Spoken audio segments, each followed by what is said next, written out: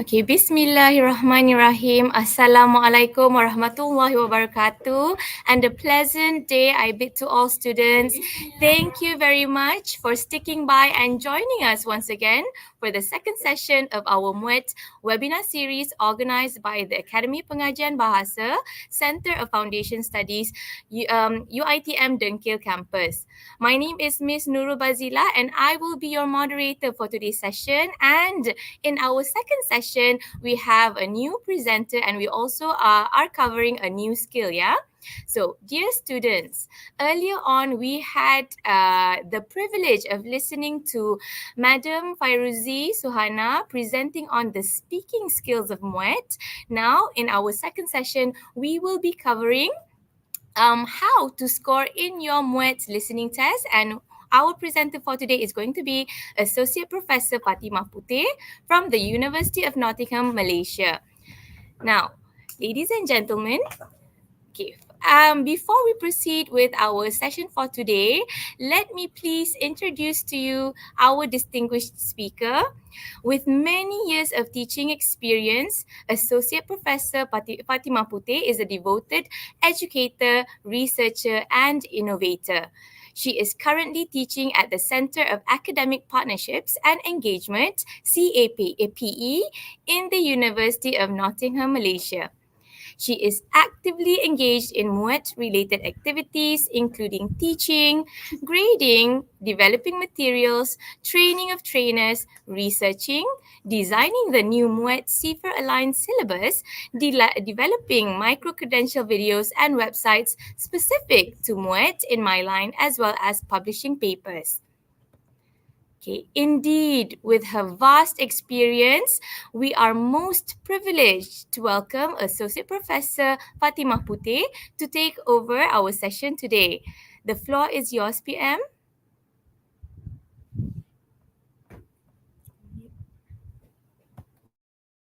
All right. Thank you very much, everyone, and a warm welcome from me. And I would love to share with you today, okay, some information that perhaps will help you in scoring in your listening paper for your MUET. Okay, so without wasting any more time, allow me to take you through this experience of getting some input on tips on how to do well in your listening paper for your MUET. And at the same time, I will also give you the experience of having the experience of doing the listening paper, okay, for a short, for a brief moment only, because I may not be able to give you everything, but just to get you a taste, a feel of what the listening paper will be like. Okay, allow me to proceed. Okay, in today's sharing, what I will be doing is, first of all, I'll touch a little bit, okay, on MUET, the old and new syllabus, and then I'll move on to the structure of the listening test, what to expect in the test that you'll be sitting for next month. And I will talk about the skills that you may want to focus on if you really have the intention of scoring in the listening paper. So let me just share with you, okay, of all the 4 papers, the listening paper is the easiest of all to score. Okay, and after sharing with you the skills for you to focus on, I will share with you some tips. And last but not least, hands-on experience, hands-on practice on how you go about answering the listening paper later on. Okay, allow me to give you a very brief information about the old listening test in MUET. Okay, the weighting was 15% and it was 30 minutes and the number of texts was 5. And there were a total of 20 questions only. If you compare it to this current listening test that you will be sitting for next month, okay, the weighting has gone up from 15% to 25%. And now the duration of the test, because the weighting has increased and the number of questions are now at 30 questions, okay. Therefore, okay, the the duration will no longer be 25 minutes, but now it has gone up to 15 minutes. And the good thing is you will get the experience of listening to the listening text twice. Okay, and all in all, instead of 5 that I mentioned earlier on in the old MUET, now you have a total of 7 texts altogether. But not to worry, because the text will consist of parts 1 to 4, there will be 1 text each. But part 5, there will be 3 short texts. So all in all, you can gather, okay, there are altogether 5 parts to our current listening test in MUET. Okay, and this time around, the new MUET is very easy, very specific, where, okay, the type of text that you will be given will be either a dialogue or a monologue. And it is very specific, whereby part 1 will always be a dialogue. And part 2 will be a monologue. Part 3 will be a monologue of 3 speakers speaking on the same topic. And part 4 will be a part 4 will be a dialogue, and part 5 will be a dialogue. So all in all, it is very specific. It will always be in that manner. Dialogue and monologue, it is very specific. It will always be in that same manner whenever or whichever session of the MUET that you will be taking. Okay, and number of questions, as I mentioned earlier on, now it has increased to 30 questions. And then the question type is fairly straightforward this time around.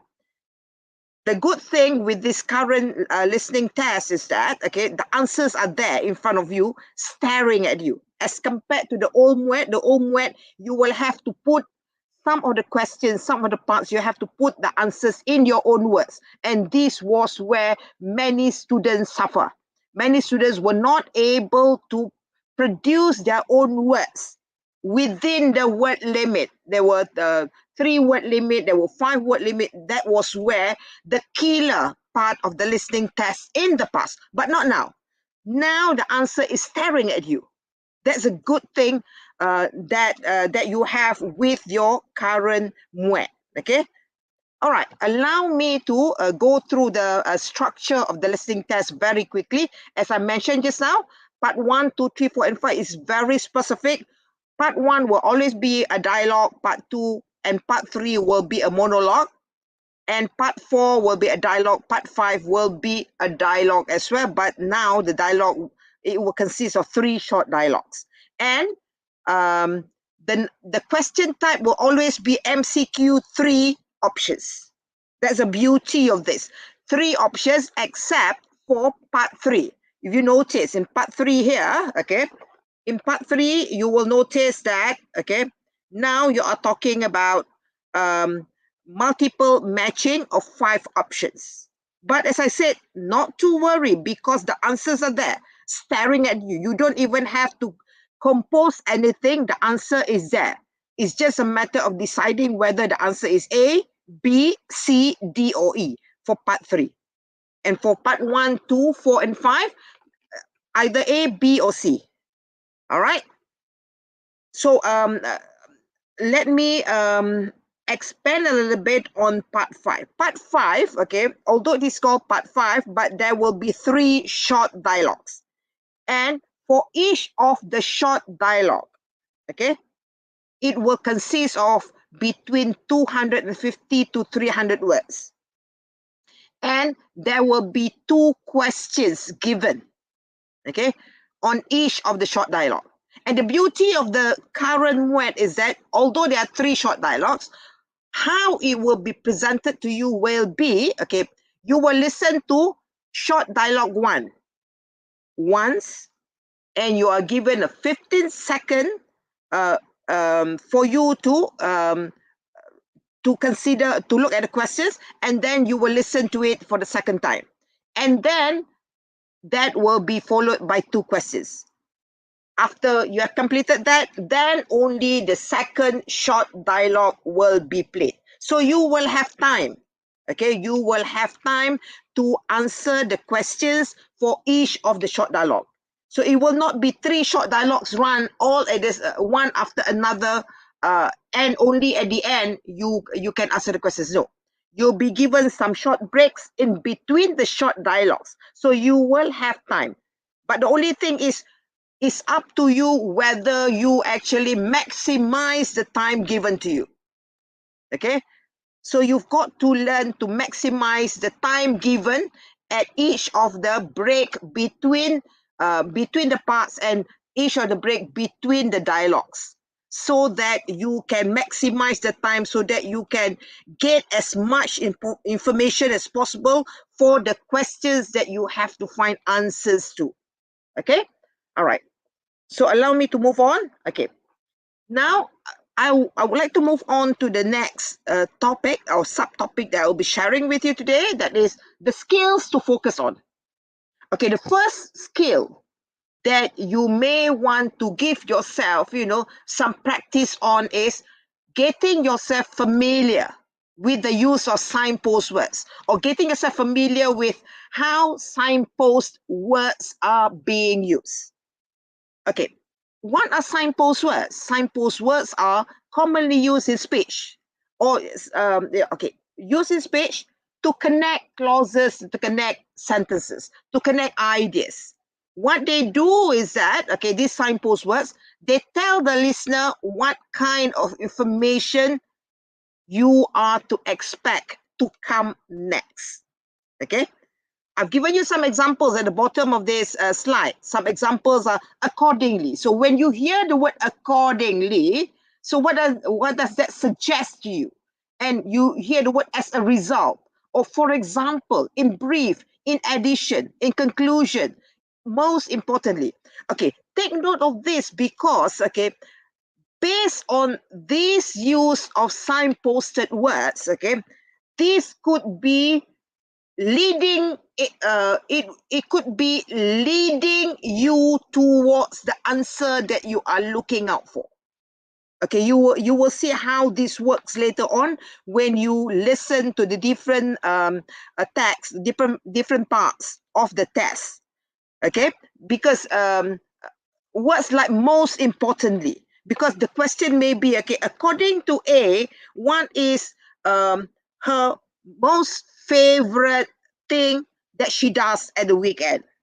So the person when speaking, when giving the input on this, may be detailing all the things that she does, and in between giving the input, he or she may say, okay, most importantly, okay, I would rather spend my time doing blah blah blah blah blah blah blah blah. So that's a keyword. So you, as a listener, you should teach your ears to be sensitive to the use of these signpost words, because making use of knowledge of the function of signpost words will be very helpful in helping you determine the answer to some of the questions. All right, so allow me to move on. So take note, yeah, signpost words are very important. So you still have time, about a month from now, before the MUET test. So perhaps you may want to do some revisiting, jog back your memory to the function of some of the most commonly used signpost words. Okay, now let me move on to the second one, listening for linkers. Okay, apart from signpost words, there are also linkers, commonly or sometimes called discourse markers and sometimes called signal words. It doesn't matter what we refer to these terms as. The most important thing is for you to get your ears familiar and acquainted to the function of these linkers or discourse markers or signal words, because these, again, as I said, will be very helpful, because it will give you some idea as to the flow of information given in the listening text that you will be listening to. So basically, when we talk about listening for linkers, it is about the ability to identify signal words. First, as I said, get your ears acquainted to, get your ears familiar with, okay, signal words. And once you are familiar with signal words and you hear them being used in the listening text that you will be listening to during the test, then and you know what the function is, then it will be very helpful. It will help you very much. Some examples of signal words or discourse markers will be words like firstly, secondly, very soon. I know these words are very common, but being put in the situation where you are sitting for a test, sometimes, we may lose our focus, we may lose our concentration. So get yourself used to this. All right. So there are a lot of listening tags that you can listen to online. Actually, just get yourself familiar on how these words, these signal words or linkers or discourse markers are being used. Okay, now let me move on to the next one. So I'm giving you some examples on how some of these discourse markers or signal words or linkers are being used in spoken text. The example that I have here is that, okay, most people like music. Let's say you hear this, okay? Most people like music. In fact, we are surrounded by it. Okay, it's on the radio and television and can be heard in stores and offices. And at the end of that, you hear, however, not everyone likes the same kind of music. So as soon as you hear the word however, so your brain should quickly, okay, process the idea that, okay, you hear the word however, okay, or you hear the word but, for example, because they have the same function, okay. So as soon as you hear this, so you know that the speaker have a change of thought. So before this, you're talking about, the different type of music, etc., etc., availability of different music. However, not everyone likes the same kind of music. So you hear the word however, you hear the word but being used in this particular sentence. So that signals to you that the speaker has a change of thought about what he or she has said earlier on about music. So this is how you make use of your knowledge of signal words and linkers and how they function in the in their use in our spoken language. Okay, now allow me to take another example.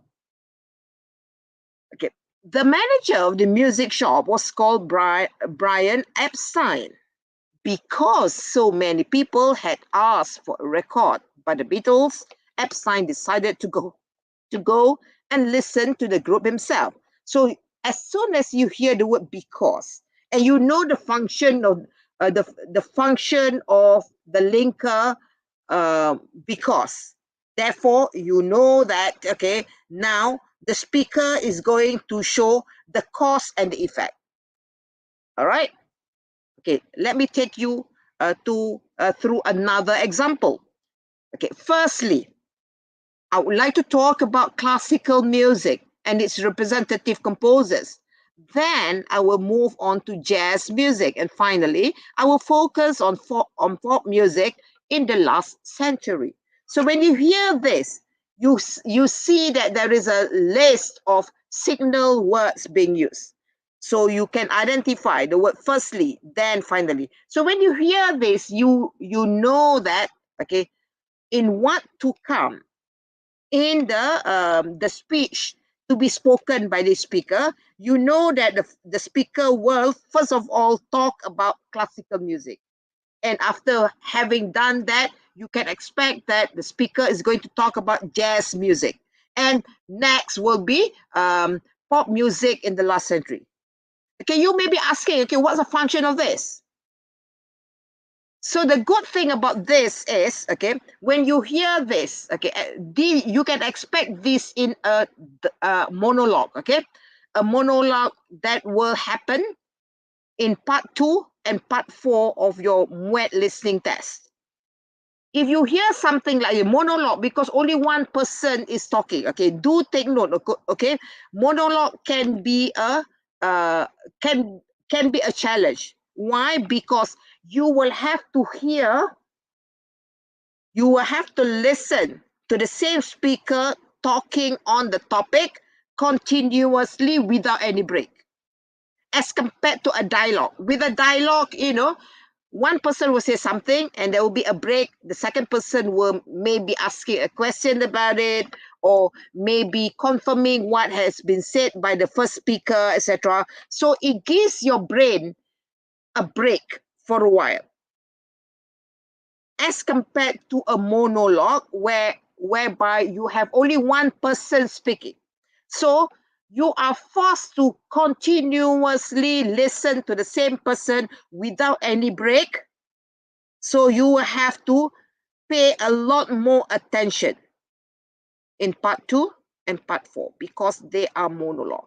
So imagine that in the monologue, because there's only one speaker speaking, there will be a possibility that, okay, the person who speaks may actually guide you, saying that today I'll be talking about blah, blah, blah, blah. Then it will be followed by blah, blah, blah. And then last but not least, I will talk about da, da, da.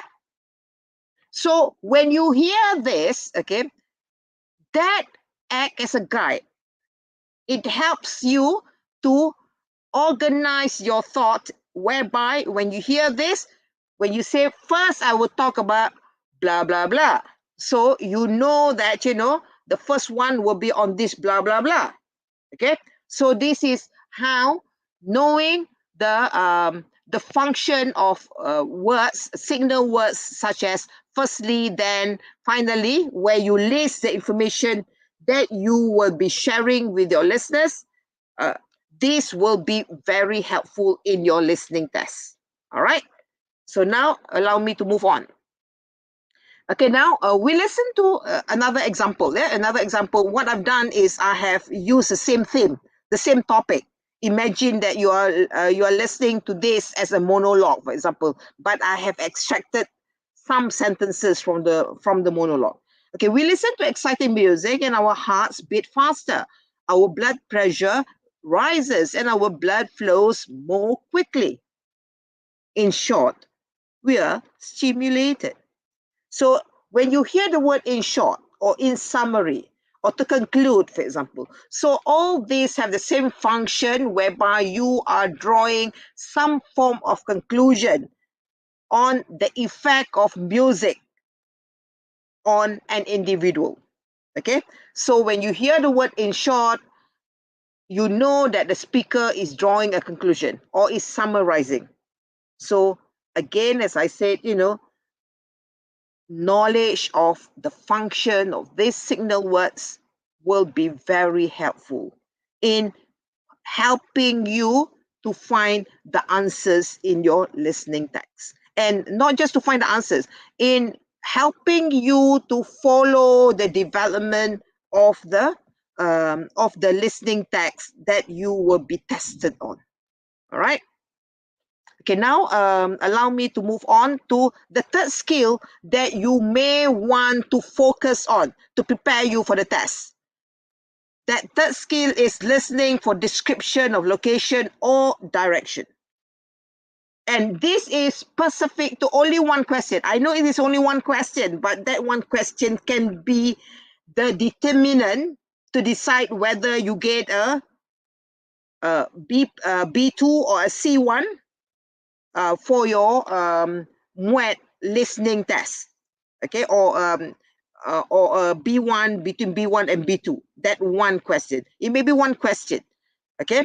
So this skill is to listen for description of location and direction, okay. So to prepare yourself for this particular skill, okay, so you may want to get yourself familiar with some common expressions to describe directions or a location. Some examples can be, okay, go past the cinema, go along this road, go straight ahead, goes through the tunnel, or walk ahead, for example, or at the roundabout, turn left at the crossroads.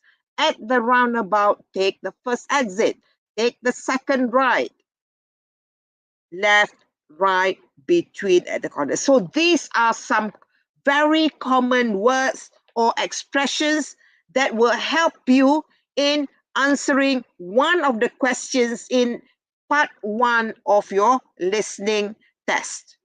Okay, this will always be in part 1.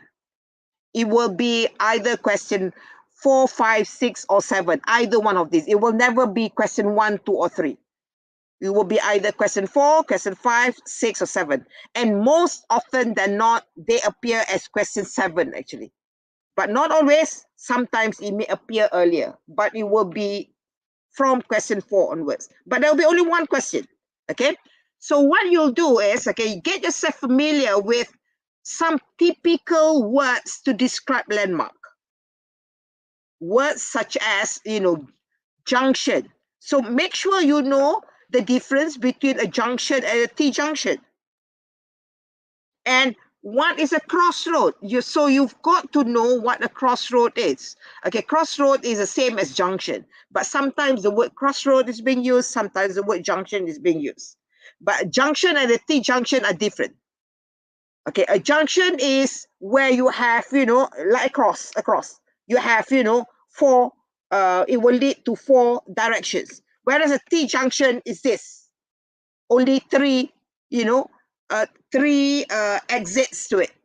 Okay, and get yourself familiar with words such as roundabout, bus stop, etc. I know some of these words are common words, but as I said, being put in a test examination condition, sometimes something as simple as bus stop, you may not be able to, your brain may not be able to process it fast enough, especially when you are listening to a description and in front of you there are A, B, C, where you are given a map and you have to decide which of these maps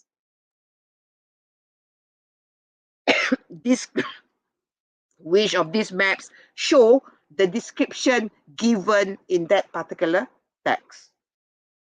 Okay, so as a preparation, it's good for you to get yourself familiar with some typical words to describe landmarks.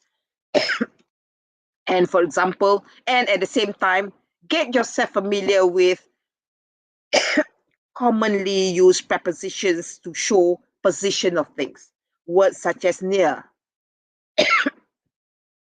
Okay, near and nearby, for example. Sorry.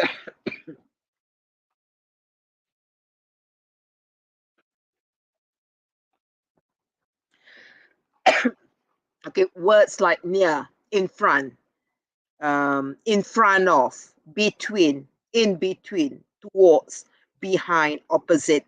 So get yourself familiar with the use of these words. So when you listen, when you hear the description of a location, okay, you have to follow the description very closely. Sometimes, you will be given the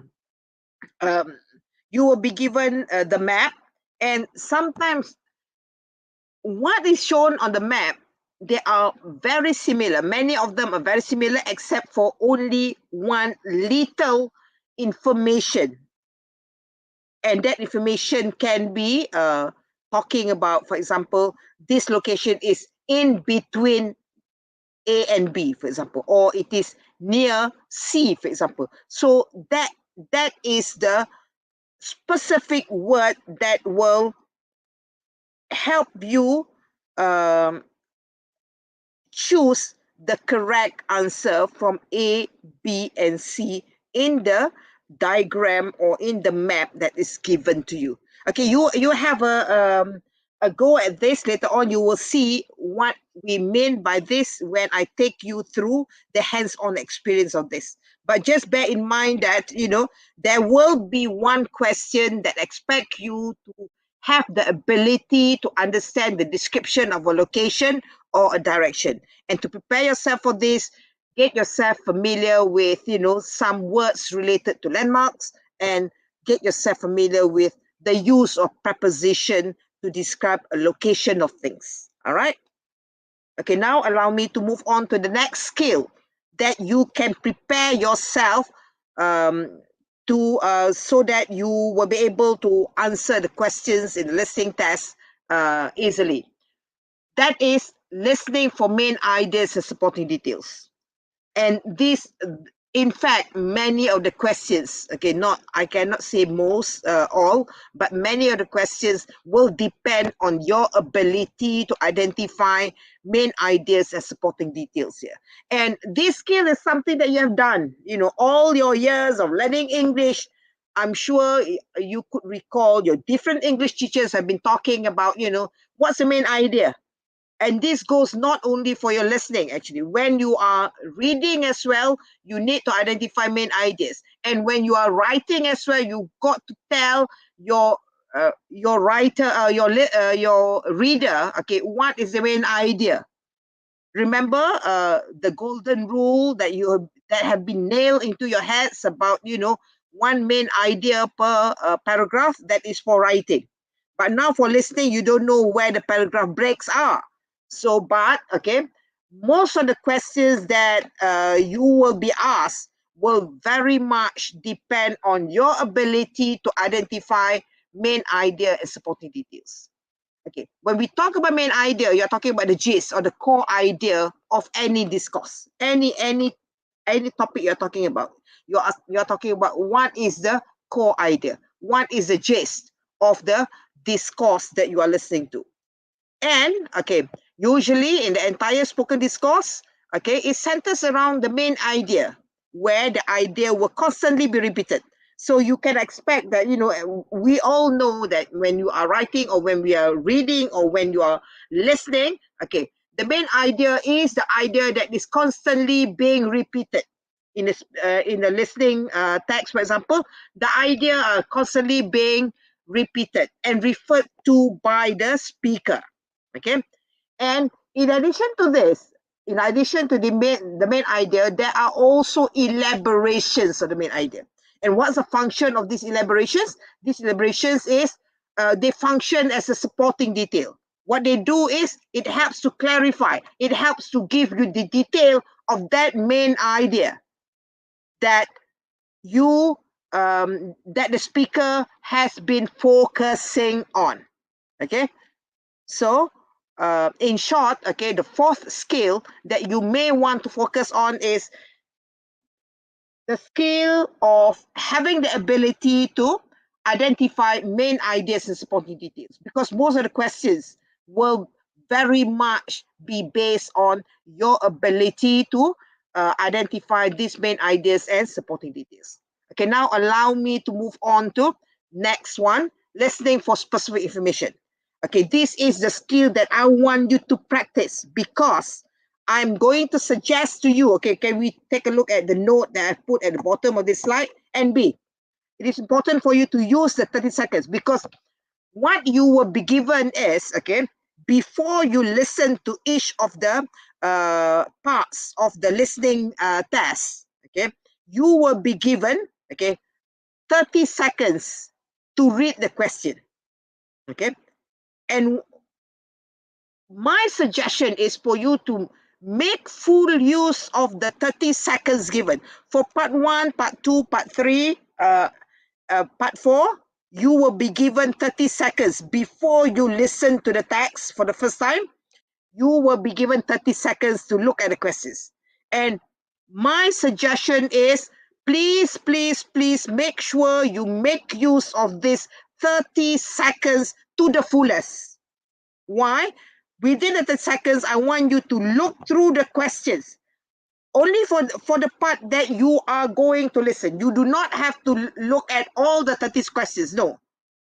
Let's say before part 1, you will hear in the tape script, okay, you will be given 30 seconds to look at the questions.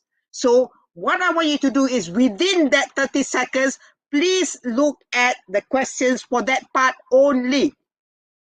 Okay, so if it's before part 1, look at question 1 to 7 only. And when you look at the question, do not just look at the question. What I want you to do is to highlight important things. So this goes back to this particular skill that I'm sharing with you, that is a skill, the skill of listening for specific information.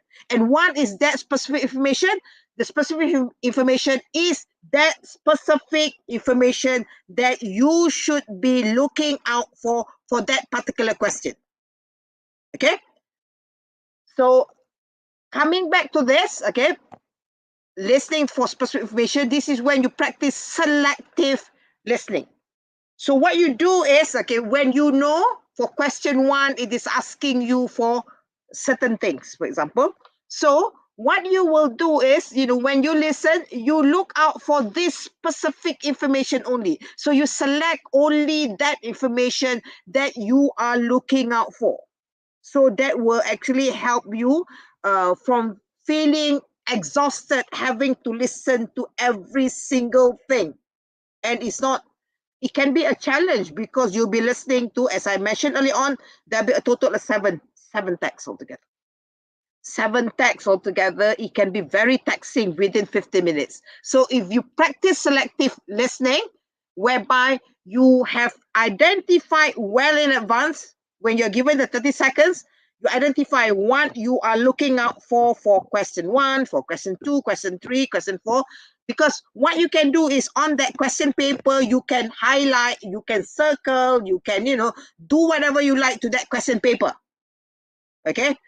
Just to get your attention to what you should be looking out for each of the questions. And the beauty of our listening paper is that, the information or the questions are arranged in the order of how the information is shared with you. Whereby, for example, you can expect question 1 will come, the answer to question 1 will appear somewhere at the beginning of the text. Not immediately at the starting, but it could be at the beginning. And after that, question 2 will come next based on the input given in the listening text, and it goes that way. Okay? So that's the beauty of things. So, knowing that the information or you will be tested according to how information is being shared with you in the listening text, so you can easily strategize in such a way that if you listen, that if you hear the speaker talking about something which is related to question 3, for example, let's say you are still looking out for answer to question 2, and suddenly you hear that the speaker has started talking about something related to question 3 already. So that is a signal to you, perhaps you may have missed out the answer to question 2. But do not panic. Why? Because as I said, you will be given the opportunity to listen to the text twice. You miss it the first time, never mind. It's not the end of the world, because you'll get a second chance to listen to it. But what you should do is, okay, you should continue finding the answer to the next question, question 3, question 4, question 5, question 6, 7. And then when you listen to it for the second time, then you make use of the time to remain focused, looking out for that answer that you missed earlier on. And at the same time, when you listen for the second time, that acts as a opportunity for you to check whether whatever answers that you have identified for the questions, okay, that you have found the answers to, whether the answer that you have chosen is a correct one. So this is how you should be making use of the chance of listening to the text twice. Either for you to check your answers that you have already identified, or you can also make use of the second listening for you to find the answers to any of the questions that you have missed earlier on. All right? So this is what listening for specific information is. You identify, okay, I just summarize, okay. What you do is, when you're given the 30 seconds for part 1, 2, 3, and 4, and 15 seconds for part 5, dialogue 1, part 5 but dialogue 2 and part 5 dialogue 3. So when you're given this time, make full use of this time. Do not use the time to do daydreaming.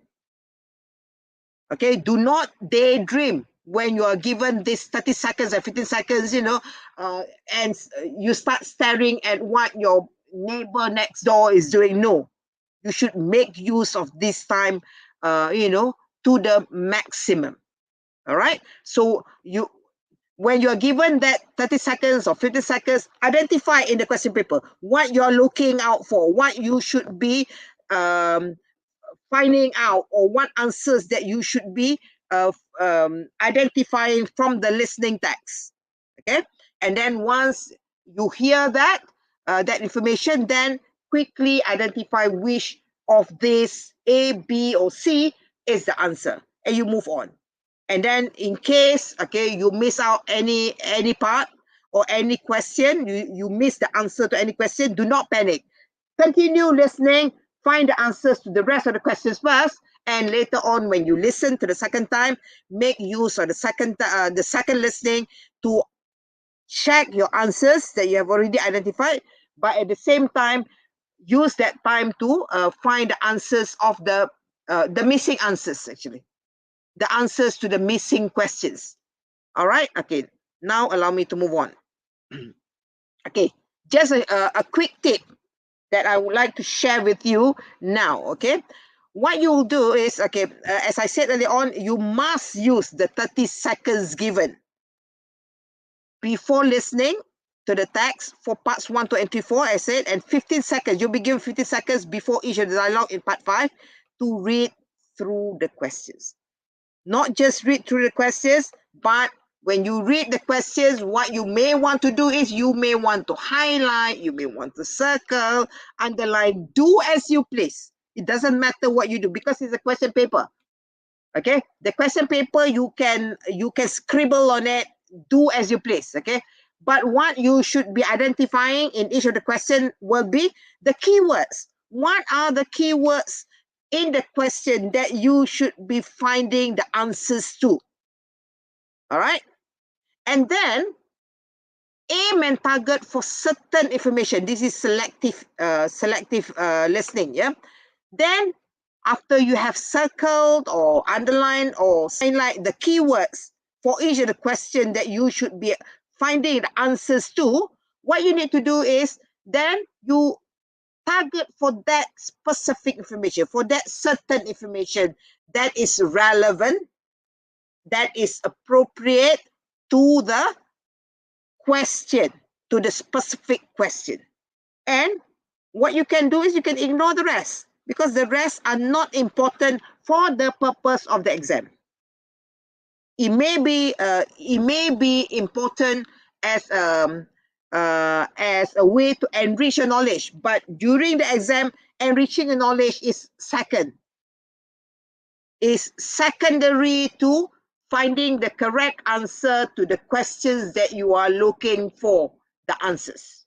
Okay, and in addition to that, okay, maybe what you can do is you can try to get yourself familiar with day-to-day conversation, because as far as the listening test is concerned, it's very much related, okay, at least some parts, at least part 1 and part 2, and to a certain extent part 3, okay, they are very much related to day-to-day conversation. Okay, but at the same time, okay, even in part 4 and part 5, okay, knowledge of the use of slang, knowledge of or getting yourself familiar with incomplete sentences, because in the listening text, especially in the higher parts, part 3, part 4, part 5, to a certain extent, okay, you can expect that there will be incomplete sentences, because what we do for the higher CFR level, that is, in a more difficult, challenging way, what happens is that we try to get the conversation or the input, if it's a monologue, to be as natural as possible. It's common in a everyday conversation. It's common in a everyday monologue given by anyone for the presence of incomplete sentences, because this is spoken English. Yeah, spoken English is very common that there may be incomplete sentences, and uh, it's quite common for the use of colloquial words. Colloquial words are words which are not used in not recommended to be used in academic uh, uh, situation, but in a um, in everyday conversation, these are um, very common. And also, you can expect that there could be repetitions and there could be ungrammatical structures. Do not um, do not be bothered by sometimes the presence of numerous repetition, because in our everyday use of the language, it's common that we repeat things. Okay, repetition is very common. So as I said, we try to make it as the the text that you will listen to, some of them will be as natural, or they will appear in as normal situation as possible, whereby the presence of repetition is there, and there could be ungrammatical structures, because we do that sometimes, and then there could be false starts, for example, there could be repetition at the beginning, etc. So do not be bothered by the presence of this. Okay, because we try as much as possible to have as normal a conversation or a monologue as possible in the listening text that you listen to. And last but not least is to practice processing information quickly, because unlike our reading text, in your reading test, you have the privilege of referring to the text. The text is in front of you. But listening, what you hear, and if you miss it, and that's it. But you only get a second chance to listen to it the second time. Once you miss even second chance, therefore that's the end of it. So what you can do is you should try to train yourself to have the ability to process information that you listen to learn to process them quickly and to convert them into meaningful information. And that meaningful information is based on the questions that are being asked in each of the parts, actually. All right. So, ladies and gentlemen, okay, the time has come for us to move on to our hands-on experience. This is where, okay, I will show you the questions, okay. um, First, I will jog back your memory to what to expect in each of the part, and after that, this will be followed by a hands-on experience. I will show on the screen the questions, but you will hear in the background the audio being played. As much as possible, I would like you to try to attempt to answer the questions. And at the end of each of the part, I will very quickly comment about what are the typical things that you have listened to, and perhaps when you go through the same experience later on, okay, these are the things that you may want to pay attention to. Okay. So allow me to very quickly, okay, go through the characteristic of our part one of our listening text. That will test items 1 to 7. Question 1 to 7 will be based on part 1. And as I said earlier on, it will always be a dialogue. And and you will be given a 3-option MCQ, A, B, or C. Okay, and the duration will be 10 minutes, and the number of words you can expect is a bit long, 600 to 650 words. But do not worry, if you have strategized properly, as I said, okay, When you're given the 30 seconds, you have identified what you are looking out for question 1, question 2, question 3, question 4, etc. Okay, then listening will be a pleasure, not a pressure, but will be a pleasure because you know what you are looking out for. Okay, and then what you will be tested on will be your ability to identify general and specific information, understanding simple phrases and expressions, etc. So I will not insult the intelligence by reading out those things because these are things that I've mentioned earlier on. Okay, as I said earlier on, okay, in part 1, without fail, there will be one question based on a visual or a diagram. This is to test your understanding of a description of a location or a description of a direction. So be prepared for this. So if you can recall what I've said earlier on, okay, to get yourself familiar in answering the question that is based on a visual or a map, okay, or a diagram. So it will be good if you are familiar with words related to landmarks or words that describe a landmark, words like junction, T-junction, crossroads, for example, bus stop. Those are the typical ones, for example, etc. And at the same time, get yourself familiar with the use of preposition. Okay. Okay. Time for us to do it. Okay. So I would like you to try. As you listen, okay, we will play the audio for part 1, and I want you to find the answers to these questions. And at the end of that, I will discuss with you very quickly the answer and what are the typical words that you should have identified while you were listening to this. So if I could have the audio played, please, for part 1. Thank you. Malaysian University English Test, Session 1, 2022. Listening. There are 5 parts to the test. You will listen to each part twice.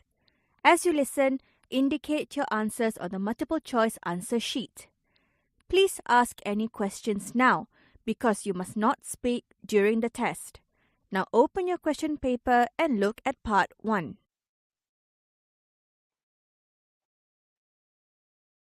Part 1. Listen to a conversation between Lily and her friend Shafiq. As you listen, choose the correct answer for questions 1 to 7. You now have 30 seconds to look at the questions. Okay, make use of the 30 seconds to identify what you should be looking out for part 1.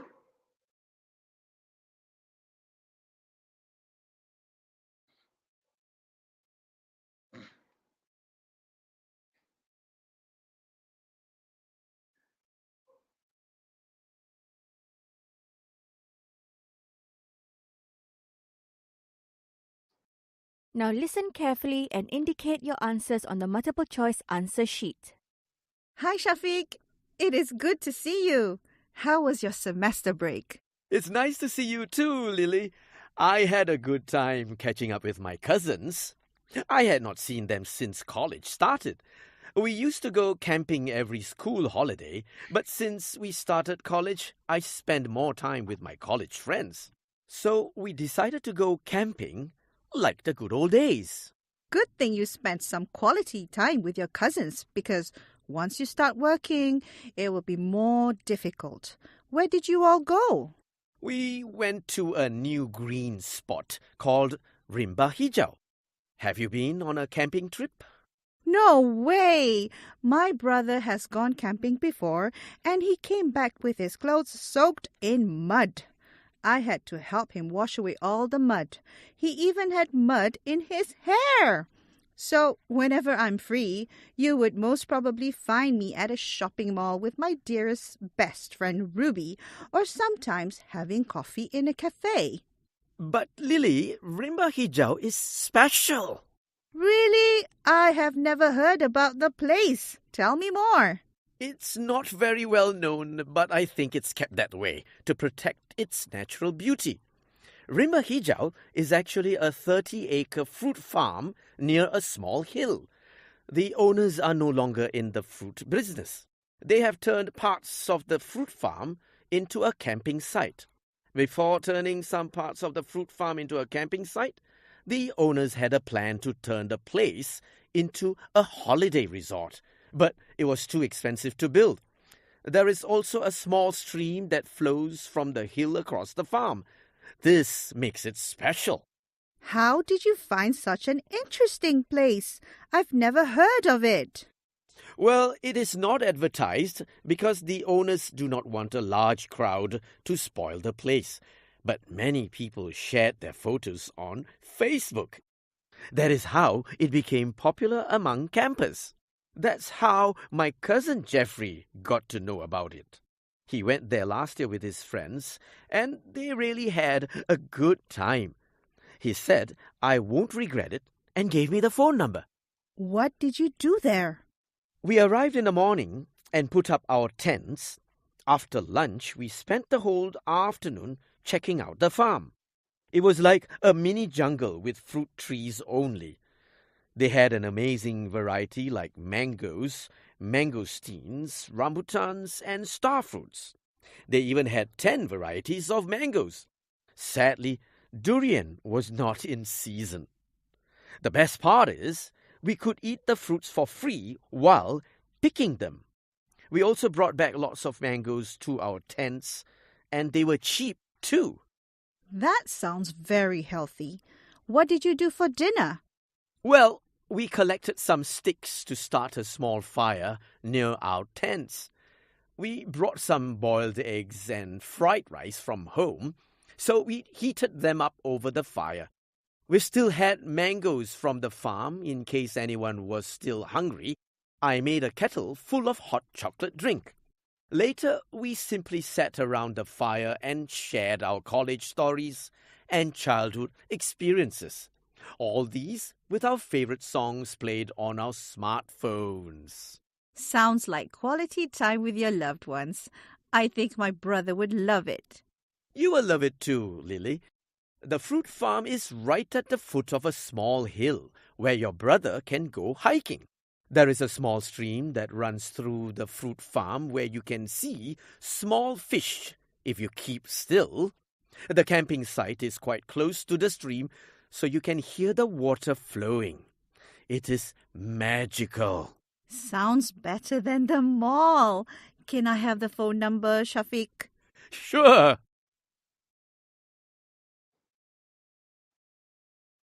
Now you will listen All to right. the recording again. Hi, Shafiq. It is good to see you. How was your semester break? It's nice to see you too, Lily. I had a good time catching up with my cousins. I had not seen them since college started. We used to go camping every school holiday, but since we started college, I spend more time with my college friends. So we decided to go camping like the good old days. Good thing you spent some quality time with your cousins because once you start working, it will be more difficult. Where did you all go? We went to a new green spot called Rimba Hijau. Have you been on a camping trip? No way! My brother has gone camping before and he came back with his clothes soaked in mud. I had to help him wash away all the mud. He even had mud in his hair. So, whenever I'm free, you would most probably find me at a shopping mall with my dearest best friend Ruby, or sometimes having coffee in a cafe. But Lily, Rimba Hijau is special. Really? I have never heard about the place. Tell me more. It's not very well known, but I think it's kept that way to protect its natural beauty. Rimba Hijau is actually a 30-acre fruit farm near a small hill. The owners are no longer in the fruit business. They have turned parts of the fruit farm into a camping site. Before turning some parts of the fruit farm into a camping site, the owners had a plan to turn the place into a holiday resort, but it was too expensive to build. There is also a small stream that flows from the hill across the farm. This makes it special. How did you find such an interesting place? I've never heard of it. Well, it is not advertised because the owners do not want a large crowd to spoil the place. But many people shared their photos on Facebook. That is how it became popular among campers. That's how my cousin Jeffrey got to know about it. He went there last year with his friends, and they really had a good time. He said, I won't regret it, and gave me the phone number. What did you do there? We arrived in the morning and put up our tents. After lunch, we spent the whole afternoon checking out the farm. It was like a mini jungle with fruit trees only. They had an amazing variety like mangoes, mangosteens, rambutans, and star fruits. They even had 10 varieties of mangoes. Sadly, durian was not in season. The best part is, we could eat the fruits for free while picking them. We also brought back lots of mangoes to our tents, and they were cheap too. That sounds very healthy. What did you do for dinner? Well, we collected some sticks to start a small fire near our tents. We brought some boiled eggs and fried rice from home, so we heated them up over the fire. We still had mangoes from the farm in case anyone was still hungry. I made a kettle full of hot chocolate drink. Later, we simply sat around the fire and shared our college stories and childhood experiences. All these with our favorite songs played on our smartphones.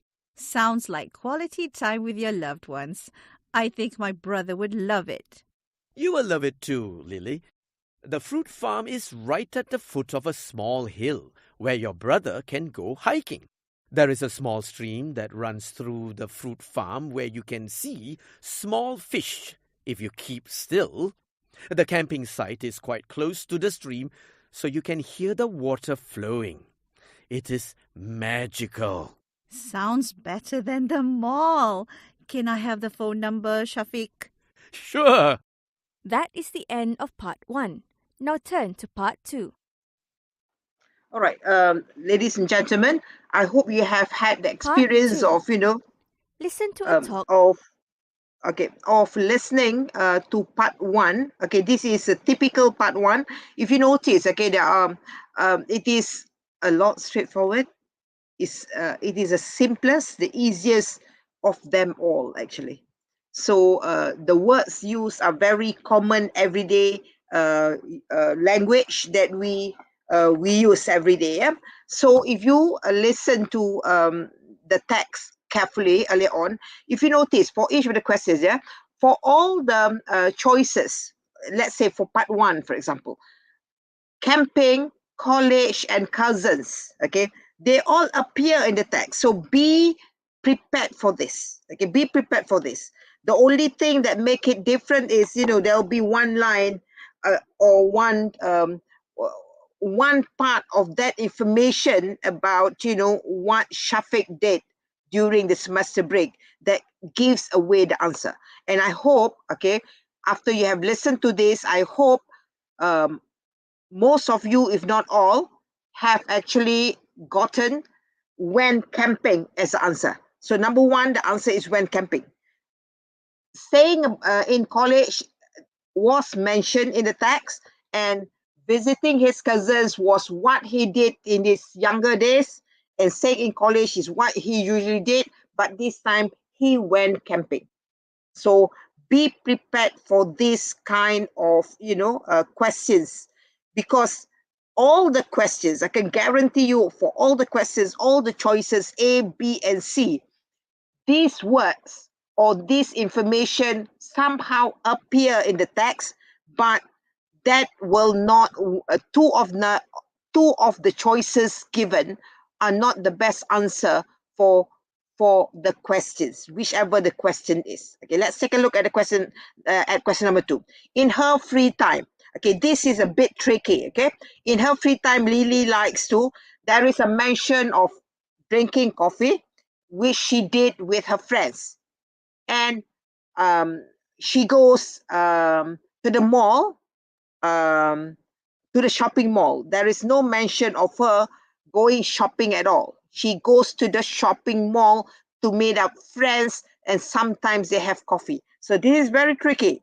So I hope the majority of you have chosen, for question number 2, you have chosen C as the answer. There's no mention of her going shopping. She goes to the shopping mall, but there's no mention that she actually did shopping. Okay. And there is a mention of drinking coffee, but the drinking coffee is whenever she meets her friends, sometimes she go or she have she drink coffee with her friends sometimes. Okay. So the best answer for number 2 will be meeting her friend. Okay. And for number 3, again, this is a tricky question. Okay. Rimba hijau. So the key word, I hope, okay, that you should have highlighted in this particular text is the word started. Okay, the word started is the one that you should have identified, because this is what identify or what single out the answer for Rimba Hijau, not what it is now, not what the plan was, but how it started. So the answer to number 3, I hope all of you have found C as the answer, fruit farm. Rimba Hijau started as a fruit farm. Now it is a camping site, but as a site to this camping site, you can actually pick fruits, and you can pick, you can eat while you pick the fruits. Yes. And when the fruit farm did not turn out well, the owner planned to turn it into a holiday resort, but it is too expensive to turn it into a holiday resort. Therefore, now, okay, although it is a camping site, but the original idea when it first started, it was a fruit farm. So I hope all of you got C as your answer. Number 4, Shafiq knew about Rimba Hijau from, okay, again, this is tricky. The word Facebook appear in the text, the word cousin appear in the text, his friends also appear in the text. And many people are tricked into choosing Facebook. But the keyword, that's why I said just now, when you have the 30 seconds, okay, you have to identify. So I hope, okay, when you were looking at question 4 during the 30 seconds, you should be highlighting Shafiq knew it from. Oh, sorry. He knew it from. So I hope you have identified the word from where he got the information about Rimba Hijau. So, yes, information about Rimba Hijau appears in Facebook.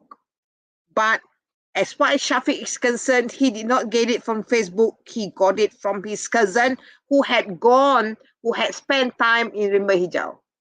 All right? Okay. So the answer will be, the answer to number 4 will be his cousin, not Facebook. Okay? Not Facebook. Okay, number 5, what did Shafiq like most about the fruit farm? And I'm sure all of you got A is the answer. He could eat while picking. Not he liked the fruit choice. Okay, notice that the choice of fruits in the fruit farm is given at length. But that is not what the question is all about. What he liked most, okay, because in the text, okay, this is what I mean by, looking out for some keywords, looking out for some discourse markers. And the discourse marker used in the text was the best part is, okay, when Shafiq said it, okay, the best part was we could eat while picking. So that will actually give away, suggest to us, signal to us that should be the answer to question 5. And number 6, how did they spend their evening? Okay, there's mention of playing music in the background while they are talking about their past experience, about their childhood, etc., etc. And cooking meals, there wasn't any cooking meals. There was just reheating of food that they brought from home, the fried rice, etc., etc. But there's no cooking of food meals, so C is out. And playing music, okay, the part about playing music, was given after the lengthy explanation of what they are doing, talking about their past experience, etc., etc., etc., and then all this in the background of playing music. So playing music is not the main thing that they do for the evening.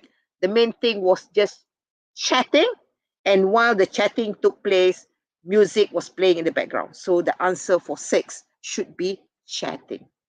Okay, so that's how you go about doing it. Okay, and now we move on to that one question, as I said, that will test your understanding of a description of a location or direction.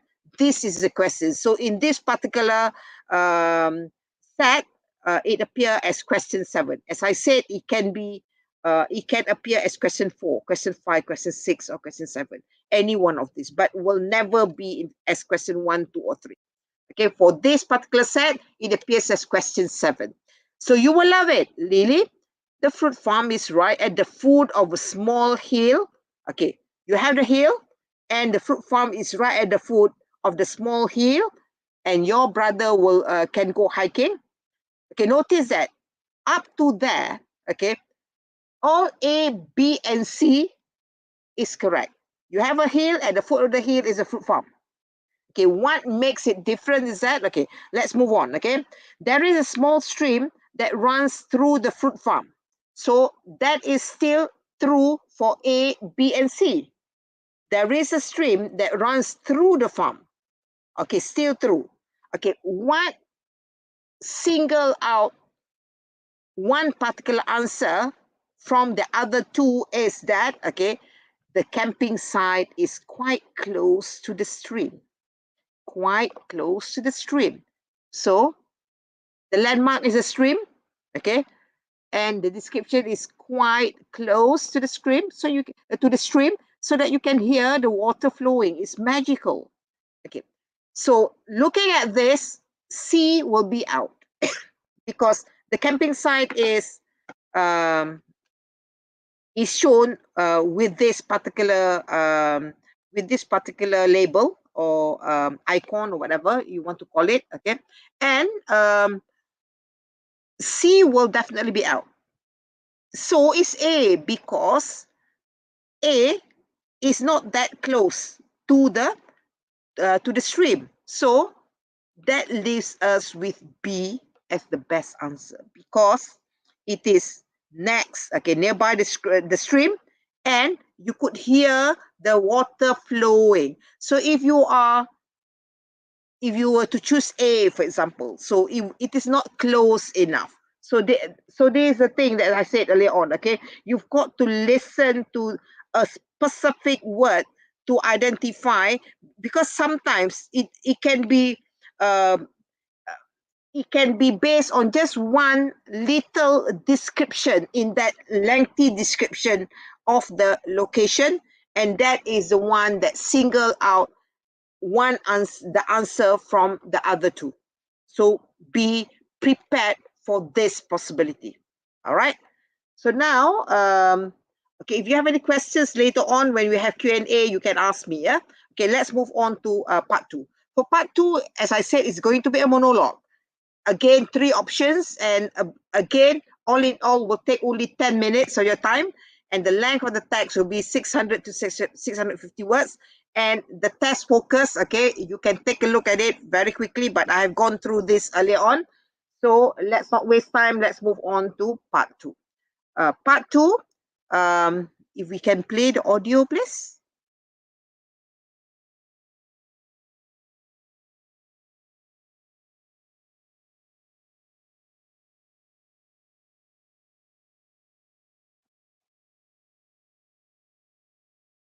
Now listen carefully and indicate your answers on the multiple choice answer sheet. Good morning, students. As part of our career day, I would like to talk to you about working while studying. I did not work when I was in university, but my son does. He's working in a supermarket. Every day he unpacks stuff and puts them on the shelves.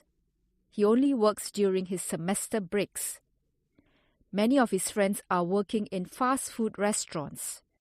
They started doing this when they were in secondary school. When you work part-time, you earn some money. If you work a full day, you may earn 40 to 70 ringgit. For some, this is the first time they have so much money. Many students use their money to buy expensive things like sports shoes. Working makes them appreciate the value of money. Unfortunately, many students spend all the money they earn. Perhaps parents should remind them to save part of their money. Saving money is a skill that can help them throughout their lives. Students, there are good and bad things about working part-time. You may not notice it. Working part-time takes you away from schoolwork and extracurricular activities. I know many university students who work part-time miss their lectures. As a result, they get poor grades. They also miss their extracurricular activities. These activities may appear all fun and games, but they offer important life lessons and experiences. From teenage years to the early 20s, young people develop their identity. This is the time they get to know themselves. When they don't take part in extracurricular activities, they miss the opportunities to understand themselves better. If you work part-time, you should know your rights as an employee. This is because some employers may take advantage of you if you do not know your rights. For example, during weekends, your employers may ask you to work longer hours, more than what is allowed. Not only that, some employers do not pay students enough according to the accepted rate. So you need to know the minimum wage. You should also know the work you are expected to do before accepting the job. Now, let me talk about the benefits of working part-time. Most young people who do part-time work will become responsible and mature. Waking up early in the morning on a weekend does not feel great. When you know your friends are having fun, it can be very hard for you to go to work. However, if you continue to do your job well and remain loyal to your employer, you show that you are disciplined. You learn to be hardworking and to do your job well. These are the qualities that employers are looking for. Part-time work also gives you the chance to communicate with different people. They may be your bosses, your co-workers or customers. This can be a great way for you to learn the right way to speak to people from different backgrounds and positions. As a part-time worker, you work in a casual work environment. Use this chance to develop your communication skills. In the process, you may make mistakes, but learn from them. This is because communication is the key to good work relationships. For example, when you get so many orders during busy hours, you need to stay cool and know the right things to say to customers and co-workers. A good boss can make part-time job work well for a student. He may be able to help if you take the first step to communicate with him. Tell him that you need some time off to study, or sometimes request from your boss to exchange working hours with your co-workers to prepare for your exams. In this way, you show your boss that you are a responsible person. All right. Can I have the Now audio you will listen to turned the off? recording again. All right, thank you. Because we may not have time to listen to it twice, but I just take you through, yeah. Because I want you to go through. I want to go through the answers with you to see whether you have been able. If you have not got the answers, all the answers, do not worry. In the real test, you will get the chance to listen to the text twice. Okay, but I want to go through with you the questions so that you are a lot more alert when you are doing the real test later on, you know. So for number 8, I hope, and I'm sure many of you have got the answer, because number 8 is fairly straightforward. Actually, the answer should be supermarket, because she spoke about the son is at a university, but she works part-time at a supermarket, and she mentioned about that she didn't have to work part-time when she was a student, but my son does, she said. So okay, so the answer is supermarket. Fast food restaurant was mentioned, but many, okay, in the text, Madam Siti said, okay, many of my son's friends work at fast food restaurant, but not the son. Okay, so the key word, okay, that you should highlight it when during the 30 seconds earlier on will be the son, where the son works. The son works in, okay, not anyone else, not other students, but the son, where the son should be working. So maybe you may want to circle the son. Madam Siti's sons, not all students, not Madam Siti, but the sons, where the son was working. So the answer should be a supermarket. Okay. For number 9, okay, parents should encourage their children to, okay, she went on to talk about, you know, what students are doing. Many of them are doing part-time job, and many of them will spend their money on expensive things, buying expensive shoes, buying things for themselves. Okay. And the key word, parents should encourage their children. So it's the parents, not the children. You're talking about what the parents should be encouraging them. So it's the parents, not the children. So expensive things is wrong, because this is what the children are doing. But parents encourage not to do part-time job, but the answer for number 9, you should have identified B as the answer, keep some of their wage. So parents should encourage the children to save some of their money. It may not appear in the exact wording, but some of the idea are rephrased in different words in the English language. Okay.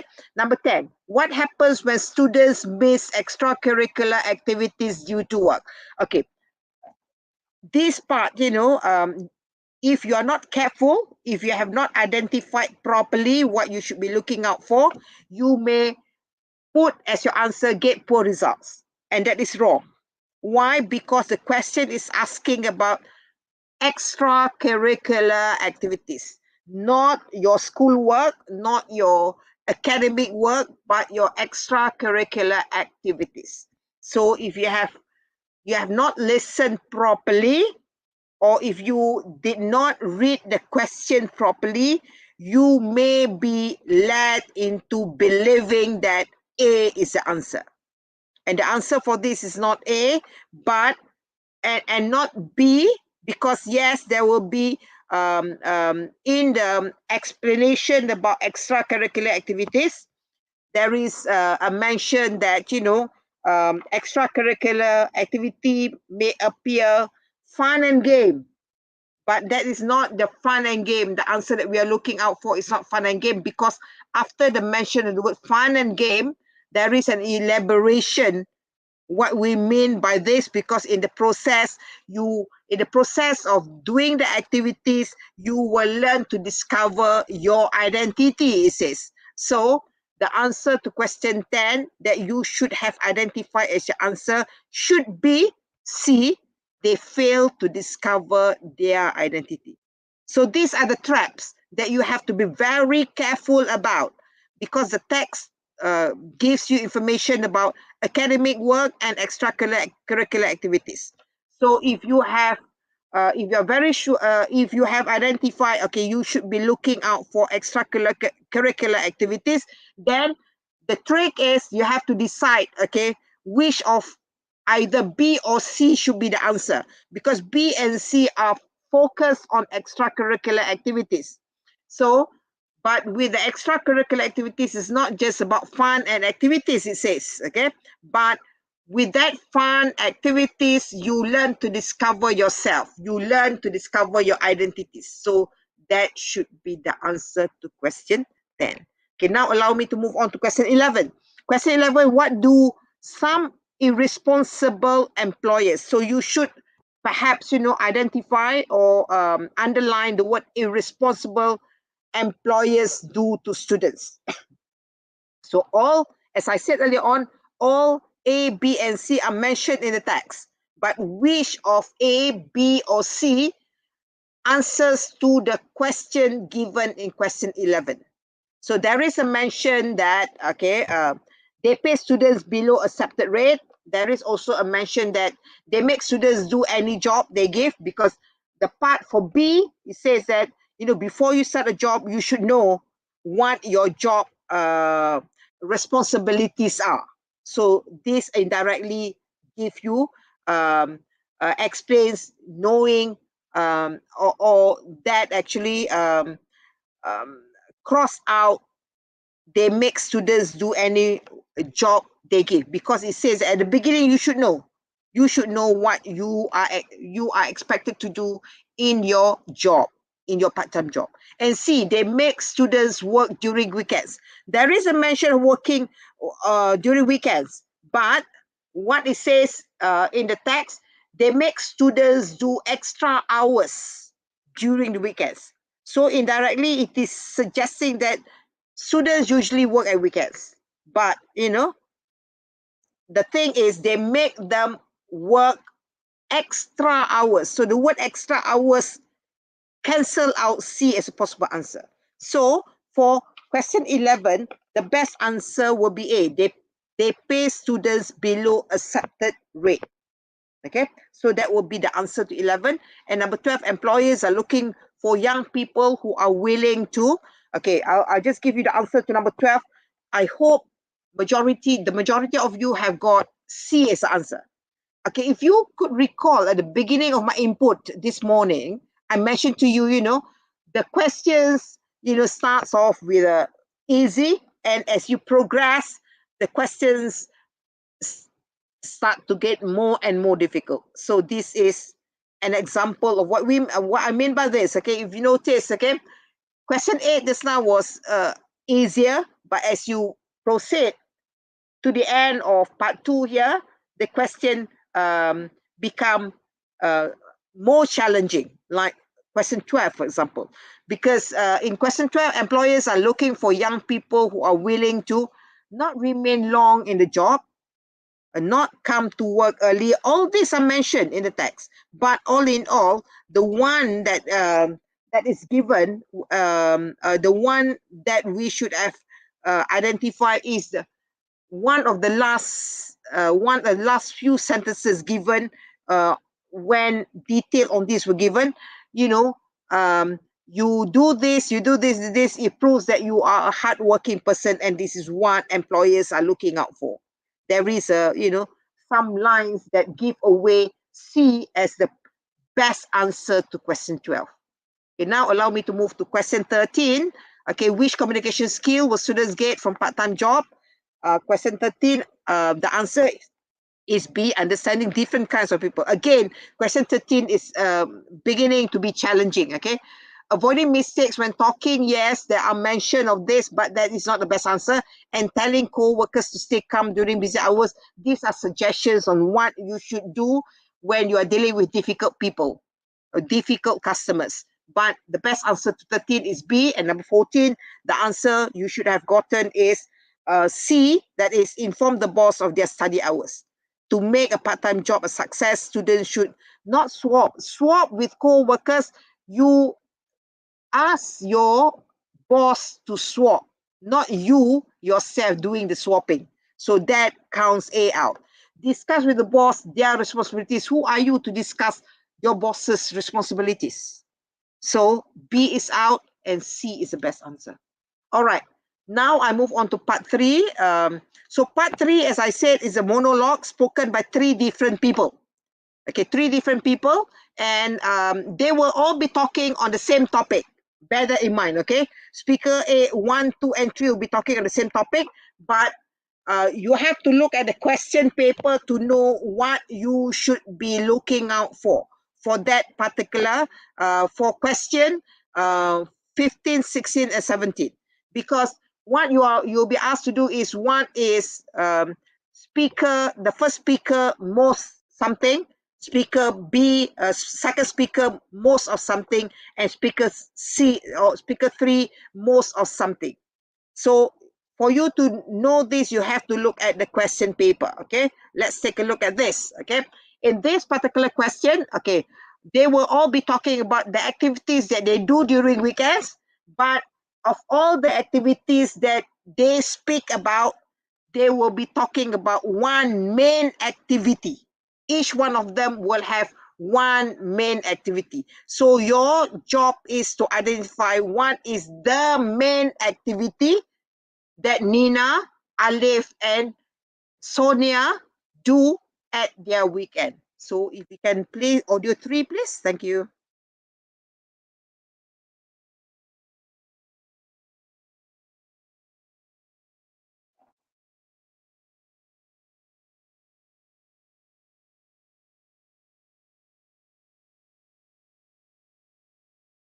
Now listen carefully and indicate your answers on the multiple choice answer sheet. Speaker 1. Nina. I personally like to go out and enjoy the company of my friends, but I also like to sit at home and play games on my computer or phone. Of course, that is after some burgers and fries, which I get through food delivery. I would much rather go hang out with my friends. No, wait. I would rather sit at home by myself and face the computer screen. I mean, I want to meet new people, but it's too much work to get into conversations with them. It's usually a lazy weekend for me. If I'm not playing games, then I'm sleeping. On some Sundays, I visit my grandparents and stay there for dinner. Then I come home and have a good rest before going for lectures again on Monday morning. Speaker 2. Alif. I try to wake up early on Saturdays, even though I may spend all day watching TV. I may go into town to check out if there's any new games or interesting software, or go to a promotional booth of some companies to play with laptops. If I don't go into town, then it's just watching TV and playing some old games. Starting this year, I've been really busy with the karate club. There seems to be some camps or competitions every weekend, and yesterday was the belt rank test. So it's keeping my weekends pretty occupied. Yesterday, I hung around with my friend till 4 a.m., helping him and his group rehearse for a play, which is quite fun as I don't do this kind of stuff that often. Speaker 3. Sonia.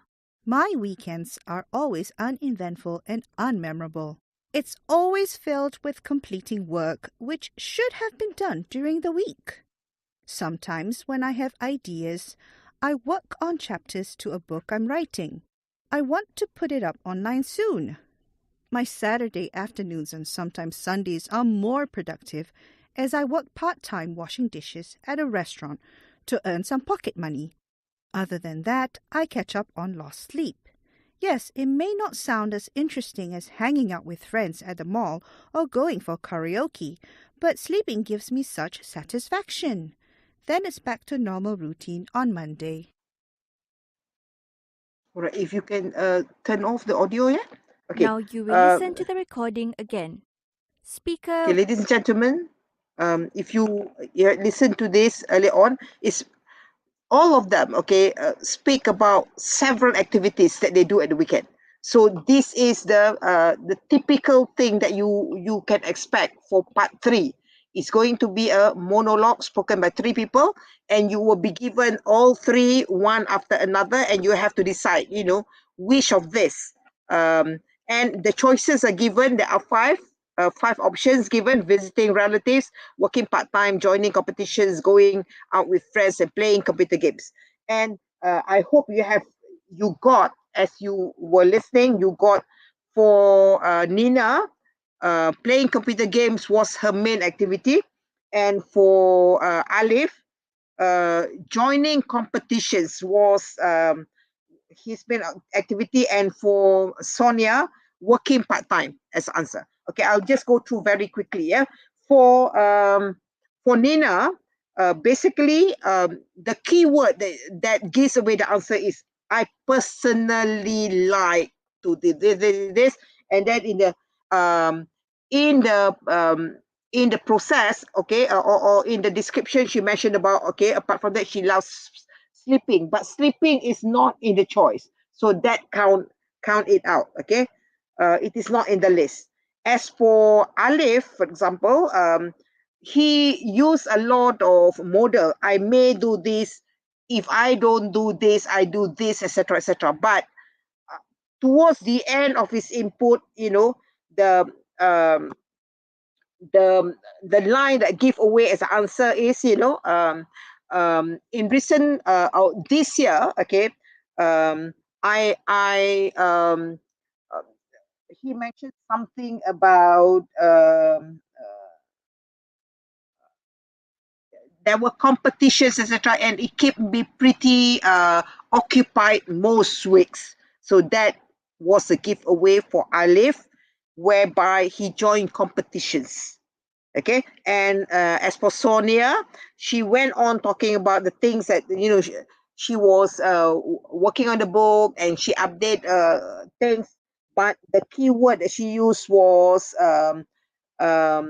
I was more productive. My weekends are more productive in doing a part-time job, something, or working part-time, something like that. So the answer to 15, 16, and 17 should be E, C, and B in that order. Okay, now allow me to move on to part 4. Part 4 again is a dialogue. Okay, 10 minutes, and then let's just play the audio for part 4. Part 4, this is going to be very challenging. It's going to be a is going to be a dialogue. Okay, sorry. Yeah. So if we can play part 4, please. Now listen carefully and indicate your answers on the multiple choice answer sheet. Thank you for joining us today on the show, Henry. How did you become an expert on indoor plants? Thank you for inviting me. After I graduated in horticulture, I enjoyed my time on the road, meeting and advising people about their gardens. I badly injured my leg once and had to be at home for a few months. So I thought, why not bring the garden into the home? Then I started a YouTube channel which quickly had a huge following, and that's why I'm here with you today. Well done, Henry. I'm sure many listeners are interested to grow indoor plants, but they don't know where to start. Can you share some tips? Definitely. If you want indoor plants, make sure they are suitable for indoors first when you visit a nursery. Then, check out the prices that is within your budget. You can also find them in supermarkets, but the choices are limited and the price is more expensive. You must also check that the plants have healthy leaves and flowers. I see. I only know how to buy plants, but soon enough they wither and die. How can you tell an indoor plant from an outdoor one? Indoor plants are also known as house plants. Generally, indoor plants prefer moderate temperature and they may not survive direct heat. The leaves may turn yellow or dull, but this is not a cause of concern. When the soil looks dry, you know the plants need watering. Henry, I love cactus, but the last time I got one, it died just after a few weeks. I watered it every day. Cactus is one of the easiest plants to care for. It is usually found in extremely hot places like the sandy desert, but it can easily adapt to our humid weather. I'm not surprised your cactus died. You probably watered it too much. If you are keeping one as an indoor plant, just make sure that there is continuous light, so it's perfect on the windowsill in your kitchen. Many young adults are interested in indoor gardening these days. How can they start with a tight budget but still have a beautiful indoor garden like the ones on a magazine cover? Everything you need can be found in your house. With some creativity, you can recycle a lot of things you no longer need. Almost anything can be turned into a pot for plants, as long as it can hold a little bit of soil. You can use an old pot from your kitchen. Just make a small hole underneath with a nail to allow water to drain out. You shouldn't waste detergent containers too, as they can be washed and used as flower pots. Chemicals from the bottles should be thoroughly removed as they can poison your plants. These days, I see indoor vertical garden becoming popular. People have started placing pots on their walls instead of windowsills or on the floor. Be creative, especially if space is limited. Besides walls, you should look up to your ceiling because that's an interesting place too. My friend hangs a pot of money plant from his ceiling in his living room. The large leaves and vines look awesome hanging from up there, but there is a financial reason too. There is a small hole on his ceiling that would have cost a bomb, but you can't see it now. It's a clever way to save your money. Sounds like the ceiling is the limit for indoor planters. Any final tips before we end?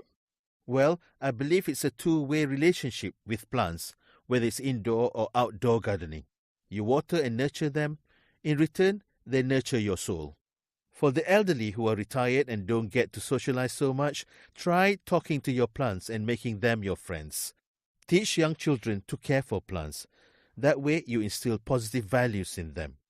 Let's take care of nature, and nature will take care of us. All right. If you can turn off audio 4, yeah? Now you will listen Right. to the recording again. All right, I'll take you through. Okay, for 18, I hope you got the answer A as the answer. Met with an accident. There is a mention of graduated with a horticulture degree and started an online channel, but it was the accident that made him start the online channel actually. So the answer is A. Okay, for 19, the answer is B. Okay, you need to consider the type rather than the cause and condition. Okay, and for 20, the answer should be mild weather. And 21, the answer will be A, grows best in the kitchen. And for 22, the answer should be a C, wash thoroughly. Okay, this is a bit tricky. Okay, many of you can be fooled to think that remove the poison. So it should be washed thoroughly, and in the process of washing it thoroughly, you'll be able to remove the poison. So the answer should be washed thoroughly. And 23, the answer should be B, to utilize limited space. So that's the answer, not to add beauty, not to hide unwanted defect. Although in the example given, what their friend was doing was to hide a defect in the ceiling, but the answer should be utilize limited space. And number 24, the answer should be well-being. Although being friendliness and social skills are mentioned, but answer to 24 is well-being. So now for part 5, as I mentioned, there will be three dialogues. They will be given as dialogue 1, dialogue 2, dialogue 3, and you will hear to each dialogue at a time. And then you are given time to find the answer. And then after that, you move on to dialogue 2. You are given time to look at the question and do the answer. Then dialogue 3. And each of the dialogue will be played twice. Okay. So we may not have time to listen to all the dialogues. Perhaps if we can listen to audio part 5, we'll just listen to dialogue 1. All right. So if you can play dialogue 1, please. Thank you. Part 5, Dialogue 1. Listen to a conversation between Dr. Azmi and the patient, Shireen, who suffers from motion sickness. As you listen, choose the correct answer for questions 25 and 26. You now have 15 seconds to look at the questions.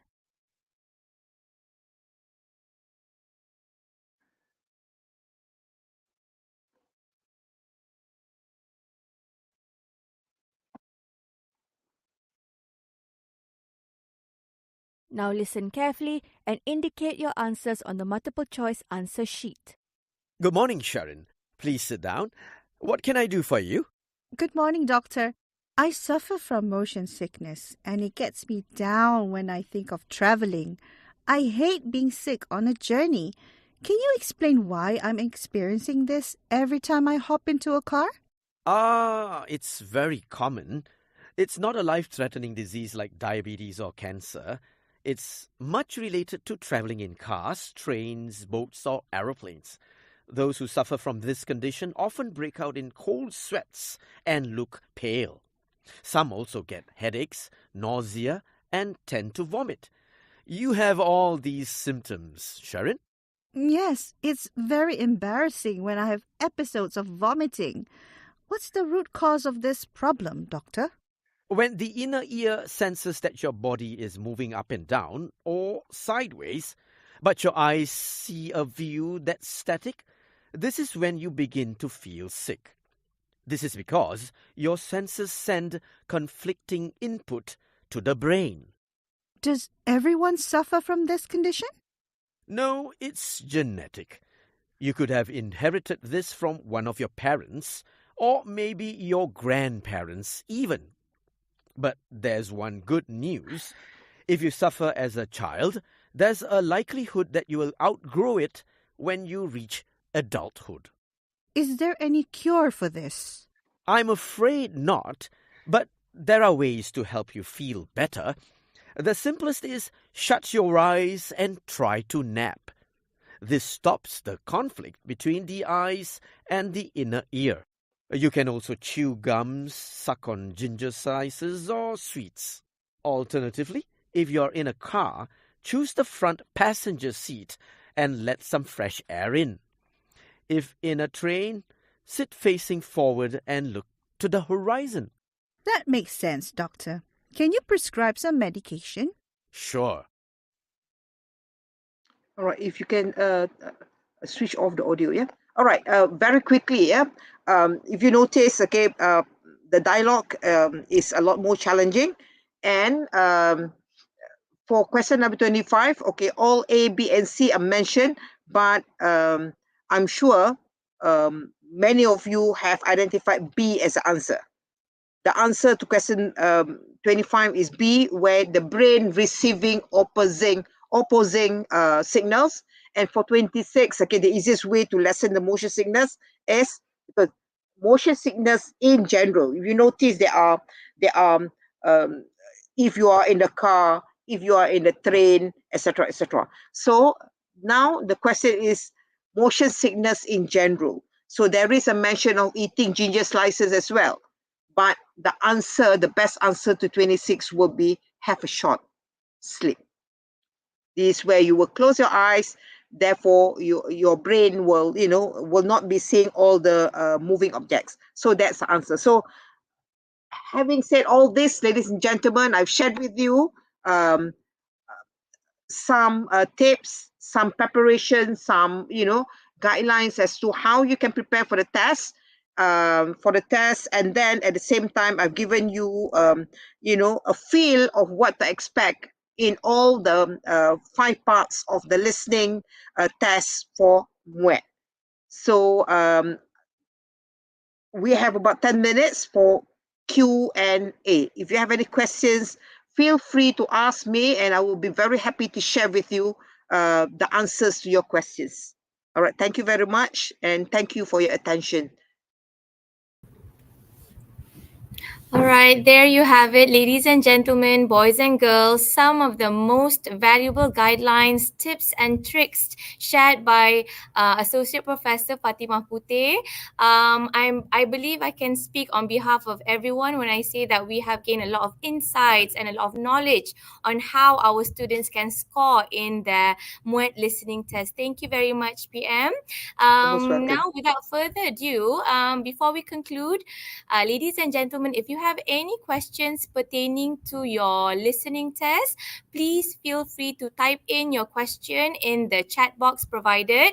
We will be reading some of the questions, and I'm pretty sure PM Fatimah will be it's her pleasure to answer your questions. Yeah, so the first question that we would like to ask you, yeah, PM, if we miss the question during the second listening, what should we do? Okay, because this is a listening test, okay, and because you have been given 2 chances of listening. So if you miss it the second time, I will just have to advise you just to shoot at any of the closest one that you think will be the best answer. That's why I mentioned earlier on, it's best for you to utilize the 30 seconds to identify what the question. This is where you practice selective listening, whereby you identify what the question wants you to find. what answer that you should be looking out for each of the question, and then as you listen you can identify the answer. That's why it's very important for you to utilize the 30 seconds, so that upon the first listening you miss it the first time, the second time you remain focused to find the answer to that missing answer to that question. So that's the best advice. But even after the second listening you can't find the answer, just shoot. All right, okay. Okay, just shoot, yeah. Just guess the answers to the Yes. questions, yeah. The next question is from Zaid Irfanuddin. Is there any possibility where the accent of the speaker is too hard to comprehend, and perhaps they have American accent, British accent, or is the accent going to be standard Malaysian Okay, English accent? okay, for MUET, okay, rest assured, okay, what you have listened to, these are our trained speakers actually. You will listen to these people. These people, we have about 4 or 5 people that we have trained, and the kind of accent that they will be speaking will be the kind that you have heard today. That's why I insist that you have a feel of how each of the part were tested, at the same time to give you a taste of how the accent what to expect as far as the accent is concerned. So rest assured, it will not be a total, full American, full British accent. No. All right. Okay, the next question is, PM, what is the minimum mark that I should score in order to achieve a band 4 and above for my listening test? Okay. There isn't any, any specific point. Why? Because if you are aiming for a band 4, okay, because the marks will be calculated based on all the 4 skills. So that's why I said earlier on, okay, as for listening is concerned, okay, listening is the easiest one to score. So if you can score, out of 30, you can score as high as possible for your listening paper, that could make up for your, perhaps, your lower scores for your other papers actually.